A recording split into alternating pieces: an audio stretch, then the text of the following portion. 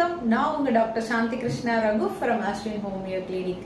நிறைய குழந்தைகளுக்கு அவங்களோட பெற்றோர்கள் மீது வெறுப்பு இருக்கும். இது டீனேஜ்ல நிறைய பார்த்திருக்கீங்களா?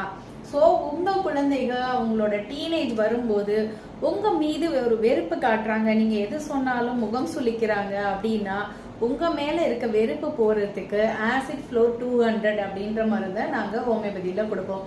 அது மாதிரி சில பிள்ளைங்க தாயின் மீது ரொம்ப வெறுப்பா இருப்பாங்க.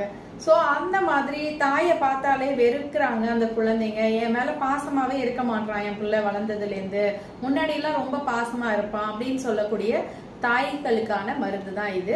ஸோ அவங்க குழந்தைகளுக்கு தாய் மேல வெறுப்பு இருக்கக்கூடிய குழந்தைகளுக்கு தூஜா 200 மருந்து கொடுப்போம்.